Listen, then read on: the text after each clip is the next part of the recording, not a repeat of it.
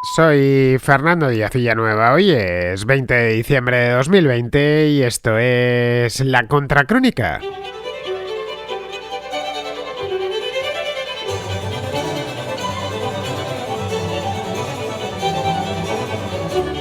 Bienvenidos a La Contrarréplica, el programa de los domingos en La Contracrónica, el programa en el que los contraescuchas se apoderan, literalmente, además del programa, porque son ellos quienes proponen los temas. Hoy traemos unos cuantos, todos por supuesto interesantísimos, que vamos a pasar a verlos ahora mismo.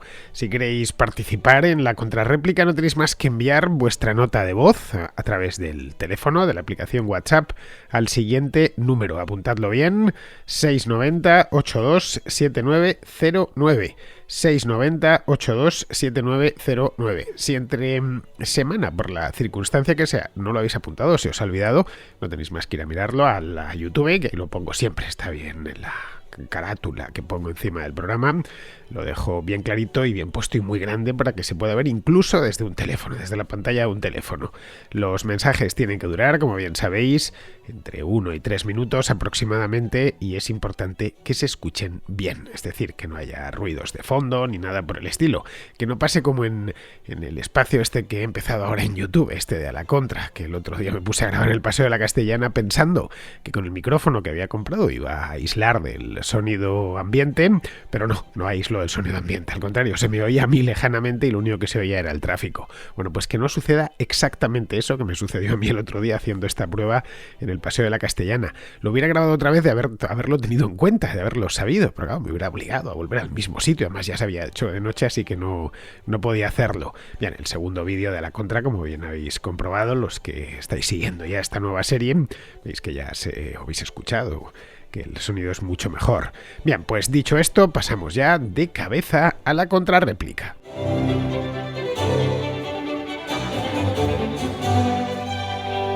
Empezamos la contrarréplica este domingo con un tema ya de hace unos meses, que, bueno, hace unos meses dio bastante que hablar.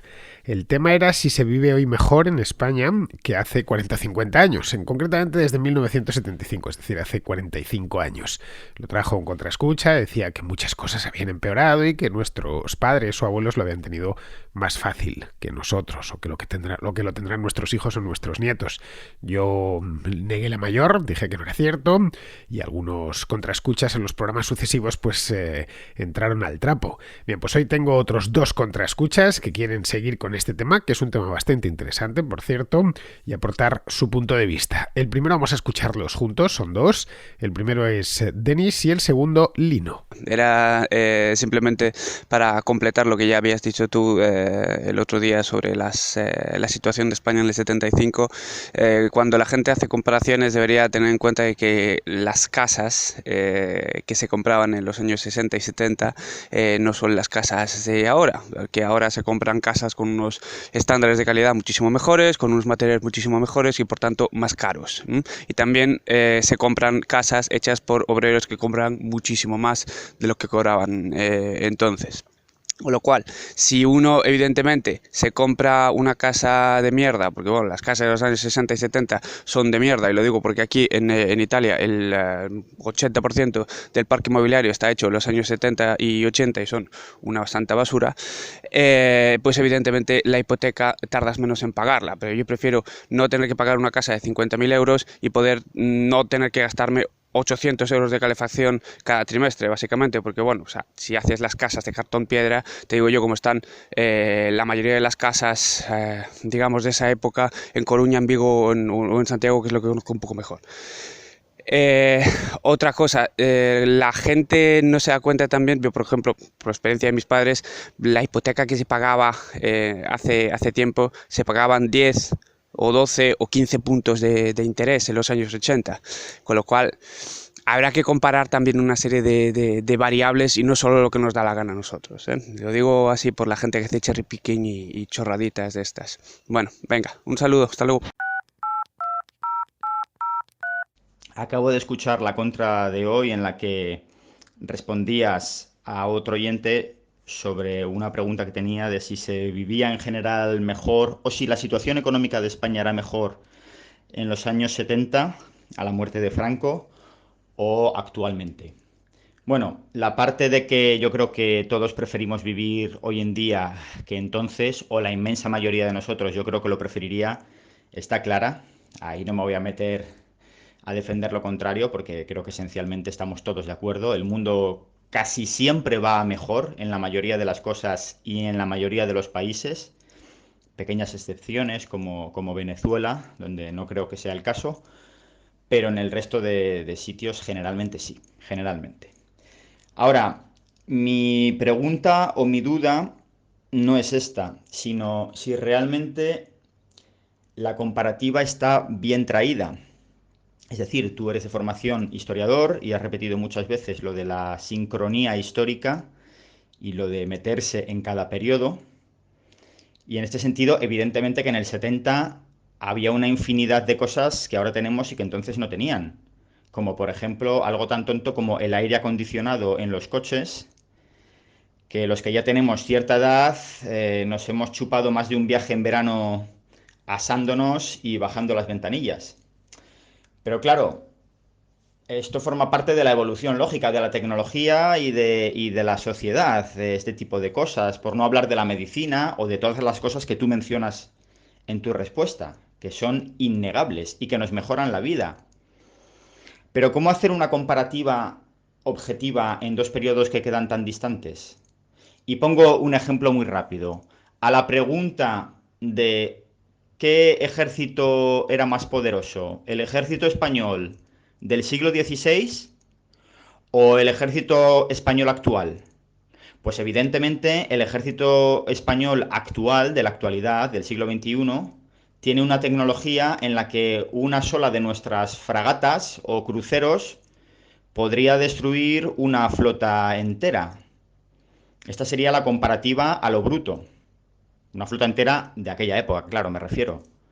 Sin embargo, si lo ponemos en contexto, pues yo creo que la respuesta es que los ejércitos españoles de los siglos XVI o XV o, bueno, sí, XVI, XVII, XVIII, eran infinitamente más poderosos del actual ejército nuestro ahora, que es un ejército normal y que no creo que esté a la cola en el ranking, pero vamos, que no, España militarmente ya no es gran cosa. Así que, ¿cómo hacer estas comparativas en momentos que quedan ya distantes? Porque la muerte de Franco queda ya a 2 generaciones prácticamente, y sin el prácticamente. ¿Y cómo hacerlo bien para no hacer trampas? Simplemente esta sería mi matización y mi pregunta. Muchas gracias de nuevo. En cuanto a lo que dice Denis, en la primera nota de voz, esto que cuenta de las casas, que son de peor calidad por regla general, de las que se hacían en los años 60 o 70 de las que se hacen actualmente. Desde luego están peor aisladas, no hay más que haber vivido, que sea de alquiler, en una casa hecha en el año 65 o 66 para darse cuenta. A menudo, además, no tienen ascensor, para quien le guste tener coche, por ejemplo, no suelen tener plaza de garaje y, por supuesto, ciertas comodidades que se hacen ahora todas las casas, o casi todas, ¿no? Que meten, sobre todo, más a las afueras de las ciudades, que tienen piscina y cosas por el estilo. En los años 60 las piscinas eran un lujo casi asiático. Bien, esto no solo se da en las casas, en la vivienda, esto es extrapolable a otro tipo de bienes, casi cualquiera, como por ejemplo, y uno que nos cae muy de cerca, que es el de los automóviles. Caray, no sé si habréis hecho la prueba, pero no hay más que subirse a un Ford Fiesta de los años 70, de los primeros que salieron, o a un Seat 127, los que tengáis memoria recordaréis aquellos modelos, o sea, son modelos de los años 70, aunque el Ford Fiesta se ha seguido haciendo, ¿eh? Hubo modelos en los 80, los 90, incluso actualmente la Ford sigue sacando este modelo, que no se parece ya en nada en aquel modelo cuadrado que parecía una caja de zapatos de los años 70, ese que se fabricaba en Valencia, en la fábrica de Almusafes. Bueno, pues si entráis en uno de estos, lo primero que constatáis es, de primera mano además, cómo estaban hechos aquellos vehículos. De la manera tan rudimentaria, casi diría que primitiva. Iban con el equipamiento justito. Se cierras la puerta y a poco que lo hagas con un poquito de fuerza, suena a lata. El motor parece el de un cortacésped, casi. Y cosas ya como, no sé, los elevanuras eléctricos o el aire acondicionado que ya existían en los años 70, aquello era un complemento de lujo. De hecho, yo recuerdo de niño cuando uno veía que alguien subía y bajaba las ventanillas con un botón, nos llamaba la atención. Mira, lleva ventanillas eléctricas este coche. No digamos ya puesto el caso de complementos que existían en aquel entonces, no digamos ya cosas que ni siquiera existían. No sé, las computadoras de a bordo, por ejemplo, o los sistemas de ayuda con cámara para aparcar, estos que llevan los coches más modernos, con una pantalla gigantesca en el salpicadero, y el conductor, cuando quiere aparcar, pues no tiene ni que mirar hacia atrás, mira la pantalla y hasta le avisa, le suenan unos timbres cuando se acerca demasiado al coche que tiene detrás o que tiene delante. Más esto me sucedió hace no mucho, como 3 o 4 años. Mi madre tenía un Ford Fiesta, pero no de la primera hornada, sino creo que fue de la segunda, el de principios de los años 80. Y a mí me parecía el mejor coche del mundo. En serio os lo digo, siendo yo, pues tenía yo 8 o 9 años. Pues bien, hace 3 o 4 años volví a subirme en uno como ese, al mismo modelo. Y me pareció una birria. Sinceramente, me parecía una cosa espartana, más no poder, y en aquel entonces no estaba nada mal, era un coche de clase media de cierto nivel. En el caso de las motos, por ejemplo, y esto sí me pilla más de cerca, pues yo la verdad es que automóviles pocos, pero motos Vespas concretamente, pues sí que he tenido. La primera la tuve a finales de los 80, 89 creo que fue. Y consistía en 2 rueditas con ruedas de 10 pulgadas muy pequeñas, con freno de tambor ambas, por supuesto, unos frenos que se desgastaban y que había que estar tensándolos continuamente. Al final, antes de tensarlos, ya la moto apenas frenaba y más o menos lo calculabas cuando se cerraba un semáforo. Tenía un motor de 75 centímetros cúbicos pegado a la rueda de atrás, que aquello sonaba, bueno, tenía cierto encanto, ¿no? Arrancabas y empezaba a hacer pa, pa, pa, pa, pa, pa. Era maravilloso el motor de aquella Vespa. Bueno, nos lo parece ahora que lo miramos hacia atrás, pero en aquel entonces echaba una cantidad de humo tremenda y el cambio pues iba en el puño izquierdo, y costaba, estaba más duro de lo que parece.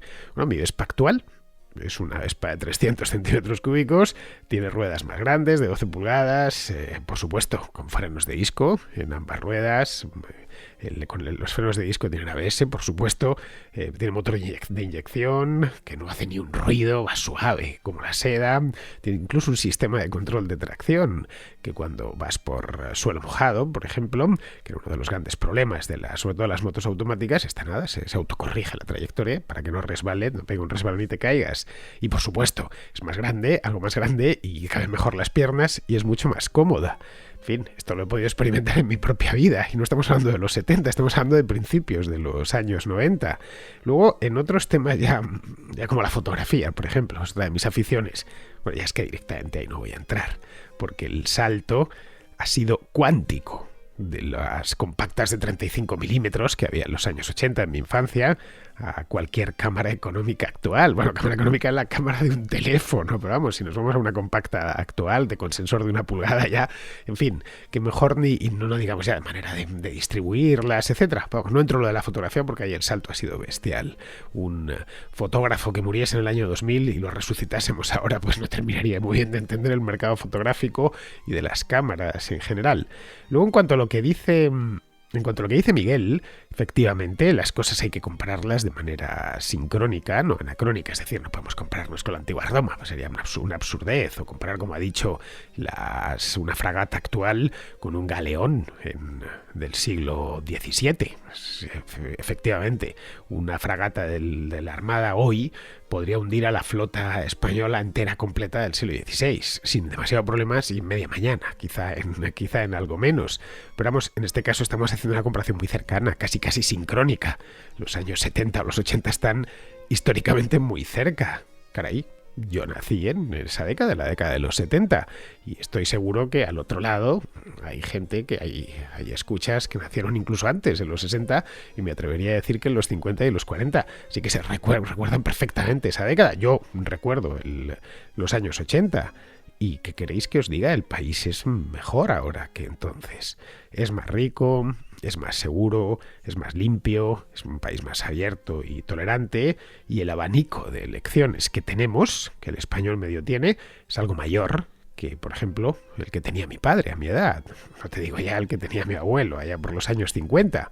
Sé que en otros países que han sufrido pues auténticas hecatombes, caso de el que el primero que nos viene a la cabeza, siendo españoles, es el de Venezuela, pues no pueden decir lo mismo. Cualquier venezolano te dirá benditos años 80 o benditos años 90, porque les ha pasado lo que les ha pasado. Pero la tónica general, a nivel mundial, es que el mundo ha mejorado. No sé, pregunta a un chino, o a un indio, o incluso a un guineano, o al africano medio. A ver, nos gusta castigarnos, como seres humanos que somos, que todo va peor. La religión del pesimismo, porque es eso mismo, una religión muchas veces no se sostiene sobre nada más que sobre creencias, pues insiste en ello, ¿no? Esto va cada vez a peor. Pero es que los datos no corroboran esa impresión. Y ojo que yo podría tener idealizada la década de los 80 perfectamente. Yo fui un niño feliz en una ciudad próspera como Madrid, a mi padre nunca le faltó el empleo, nunca pasé hambre y los Reyes Magos siempre, en todos los años, me trajeron regalos. Pero eso, caray, no me impide de ninguna manera ver todo lo que ha mejorado el mundo a lo largo de estos últimos 40 años. Me baso no en impresiones, me he ido, aparte de que la impresión es mejor, no os lo puedo asegurar en todos los aspectos, desde luego mi país ha mejorado, siendo un buen país en los años 80, no estoy diciendo, ¿no? Es que veníamos de un país paupérrimo, ya no lo era. Cuando yo era niño, España era un país rico, pero que lo es más todavía hoy. Que algunas cosas nos hemos dejado en el camino, eso es indiscutible, claro. Toda mejora incluye algunos empeoramientos parciales, pero si cualquier persona que muriese en 1980, la trajésemos, consiguiésemos resucitarla como ese fotógrafo que he dicho antes, y traerla a nuestro mundo al año 2020 o 2021, le llamaría la atención lo bien que van las cosas, lo limpia que están las ciudades, por ejemplo, y limpias no solo de contaminación, que hay mucha menos que hace 40 años, sino limpias de aspecto. Yo siempre les suelo decir a los más jóvenes que si quieren ver cómo era el Madrid de mi infancia no tienen más que ver el cine de Garci. Las bellas películas del Crack, que están rodadas en el centro de Madrid, de la Gran Vía. Y muchos me dicen, pues lo he visto tal película de Garci, he visto el Crack y caray, qué sucia estaba. Sí, los edificios, estaba todo sucio. Que los coches echaban humo y los autobuses y los camiones y demás. No había controles de contaminación ningunos. Y las calles estaban más sucias. No había ese gusto y esa educación por todo tirarlo a la papelera, etcétera. Bien, pues yo esto mismo lo he hablado con alemanes, lo he hablado con estadounidenses, lo he hablado con británicos, y su impresión ha sido exactamente la misma que la mía. Pero es que además de esta impresión, hay datos que corroboran la impresión y que la apoyan.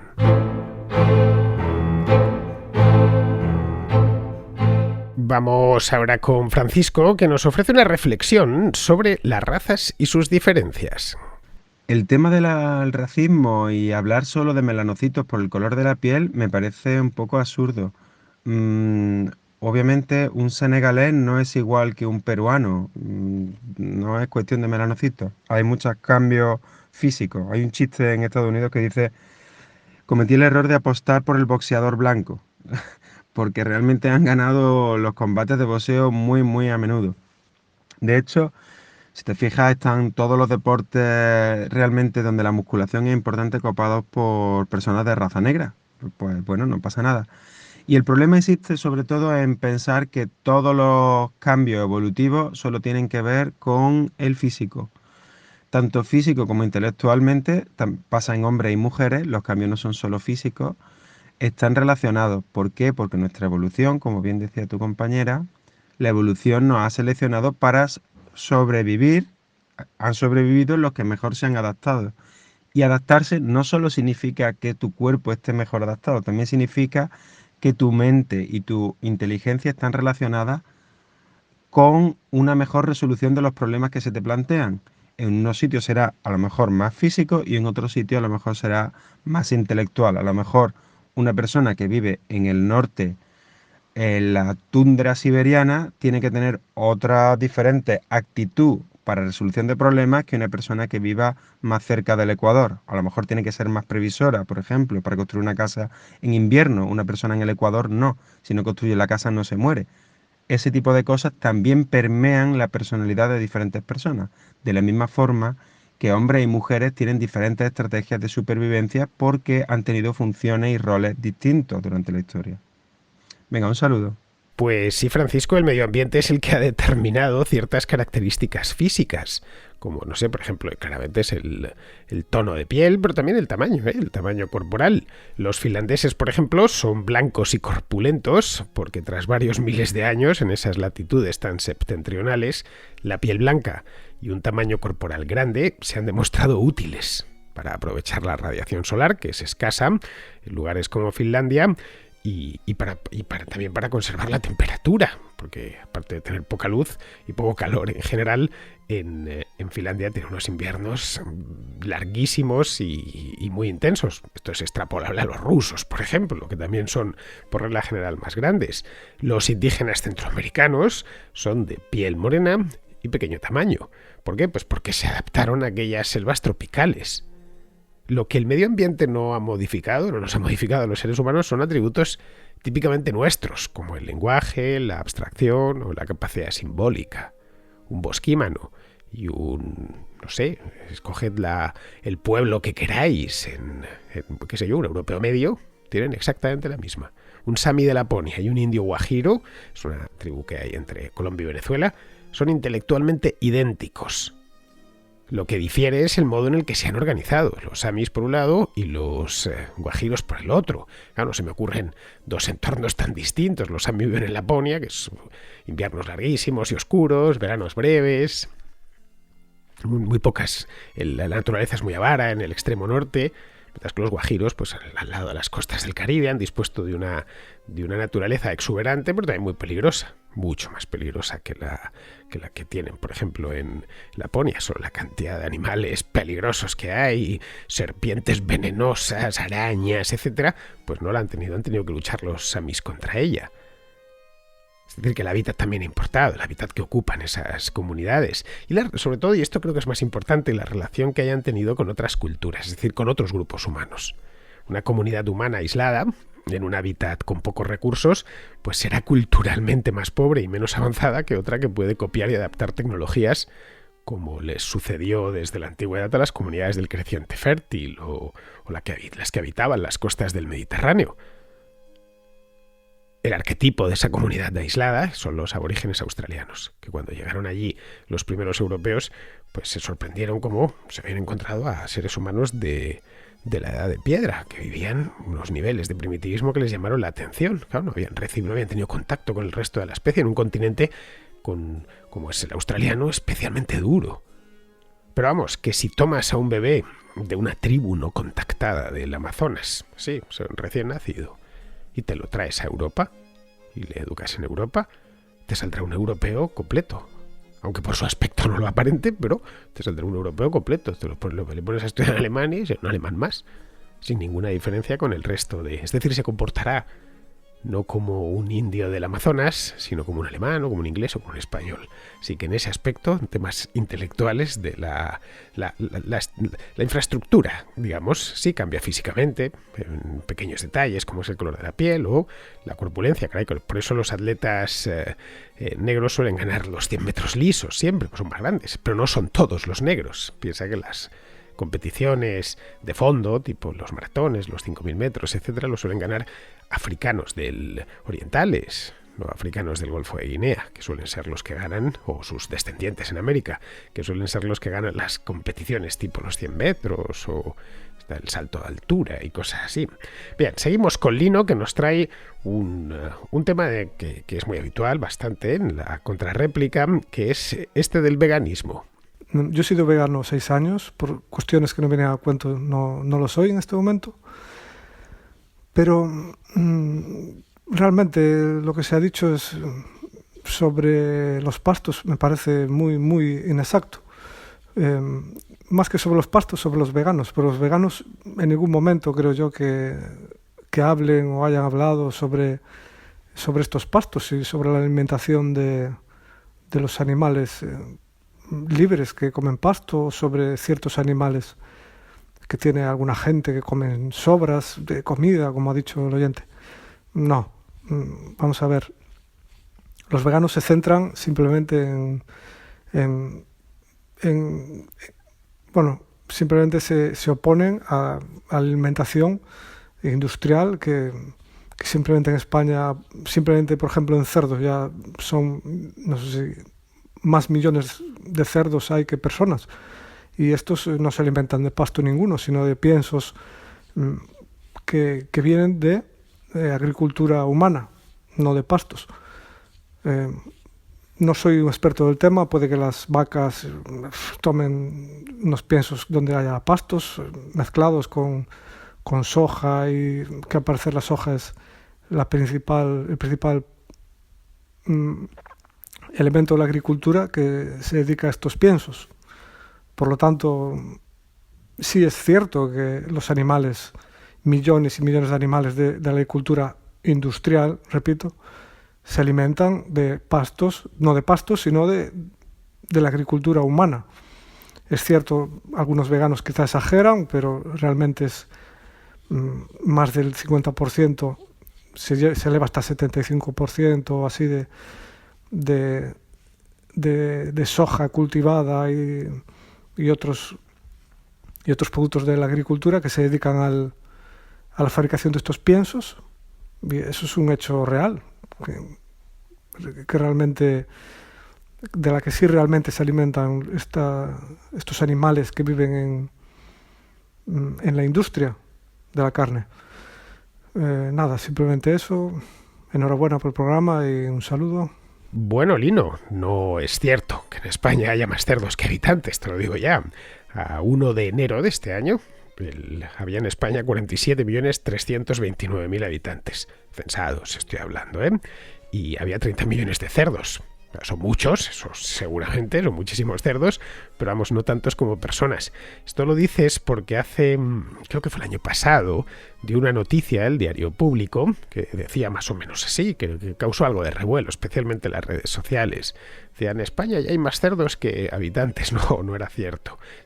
Tuvieron que salir a corregirle en distintos medios. Yo de entrada me la creí, claro. Dije, bueno, pues quizá haya 50 millones de cerdos, no lo sabía. La industria porcina en España es muy, muy potente, pero vamos, y ya a la vuelta un día o los 2 días vi, no recuerdo dónde, un artículo que venía explicando exactamente el número y por qué habían confundido el censo, entre comillas, de cerdos con el del número de sacrificios. Pero bueno, aparte de eso, el vegano no es lo que uno quiera que sea. El vegano es aquel que se abstiene voluntariamente de alimentarse con productos de origen animal. No es más que eso. Las razones ya son múltiples. Cuestiones dietéticas, que no me gusta la carne o lo que sea. O morales, claro, medioambientales. Pero vamos, que nadie come carne. Ni huevos, ni leche, ni queso. De hecho, nadie que coma eso puede llamarse a sí mismo vegano. Por mucho que esos huevos los haya puesto una gallina que tiene en su jardín y a la que le ha puesto de nombre Caponata, a modo de homenaje, con la que salía en Barrio Sésamo. Y luego se la mete a dormir en la cama. Si se come el huevo ya deja de ser vegano. En ese caso, pues podríamos hablar de ganadería ecológica. Ya es distinto, ¿no? Y a la gallina Caponata, además de solo comerme un huevo de todos los que pone a lo largo de un mes, además le doy un besito de buenas noches todos los días. Es decir, la trato casi como si fuera mi hija. Bueno, pero no eres vegano. Eso sí, tienes una mascota, una gallina, y de vez en cuando te comes un huevo, pero no eres vegano. Es algo así como si plantas un manzano en el jardín de tu casa y recoges sus manzanas en septiembre, que es cuando se recogen. Bueno, pues ahí estarás practicando agricultura orgánica, de esa que está tan de moda ahora, por cierto, y cuyos productos son algo caros. No sé si habrás ido alguna vez en Madrid, hay muchas tiendas de esas biológicas, las llaman, y ves que realmente lo biológico o lo orgánico cuesta un poquito más. Bueno, a veces, y según el producto, cuesta un muchito más. Vamos, que si nos tuviéramos que alimentar todo, si no existiese la industria cárnica o la agricultura industrial, pues la gente de renta baja no podría acceder a la carne, por ejemplo, podría acceder a muy poca cantidad y no podría acceder a la cantidad de frutas y verduras que tenemos ahora mismo. Ya está, esa es la realidad.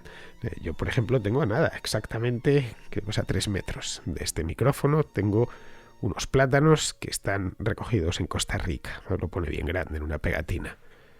Bien, esos plátanos son baratos, Bananas, vamos.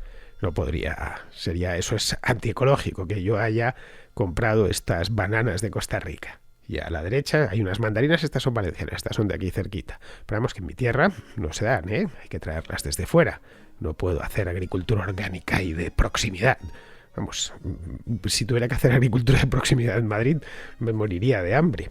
Bien, seguimos con Pablo, que pregunta por qué, pues una pregunta también se ha hecho aquí, ¿por qué las televisiones en España están en manos de la izquierda? Buenas tardes, Fernando. Mira, te mando este mensaje para preguntarte una cosa. Es que yo soy oyente del programa de Es la Mañana de Federico Jiménez Los Santos. Y entre otras cosas, él a veces dice que el problema de la derecha aquí en España es que los medios de comunicación televisados los tiene en su poder la izquierda. Y que eso es culpa de Rajoy y de Soraya Sáez de Santamaría. Pero realmente no sé por qué es culpa de ellos. O sea, qué acción en concreto han hecho ellos para que eso fuese así. Porque, claro, no llevo mucho tiempo escuchándolo a él. Y seguro que lo ha explicado hace un montón de tiempo, pero claro, como he llegado tarde, pues no sé eso a qué se debe. Entonces, si tú pudieras aclararme esa duda, pues te estaría agradecido.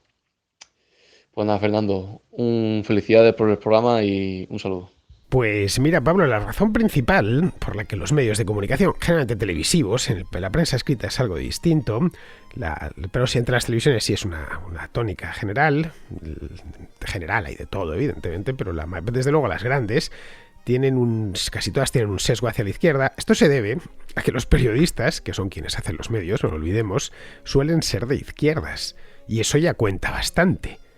En España se dio además la circunstancia que los principales grupos de medios de comunicación, en el pasado sobre todo, como el grupo Prisa y posteriormente Mediaset, tenían además la parte de periodistas de izquierdas salidos de la facultad ya siendo de izquierdas, pues tenían una línea editorial también escorada hacia la izquierda.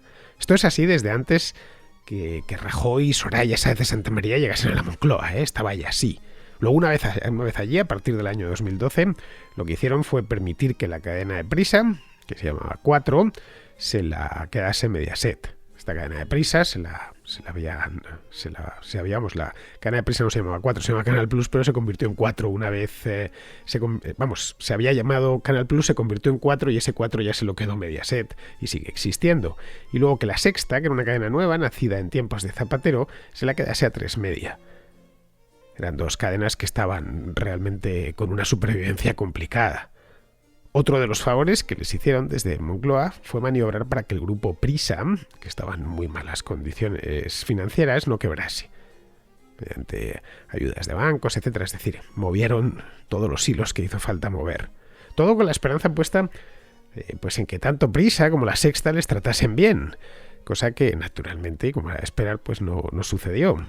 El Partido Popular siempre ha tenido una relación tortuosa con los medios y cuando ha estado en el gobierno ha tratado de compensar de algún modo ese sesgo izquierdista que la mayor parte de medios traen de fábrica. La verdad es que nunca les ha salido, nunca, jamás. En tiempos de Aznar concibieron una gran operación para forjar una especie de Prisa de derechas con Antena 3 y Telefónica como arietes. Bueno, este último, Telefónica, llegó a montar una plataforma de televisión por satélite llamada Vía Digital para competir con el canal satélite digital que había montado Prisa. Esta de Vía Digital tuvo una vida muy corta, no sé si fueron 5 o 6 años. El PSOE también ha estado siempre interesado en manejar los medios, pero lo ha tenido más fácil.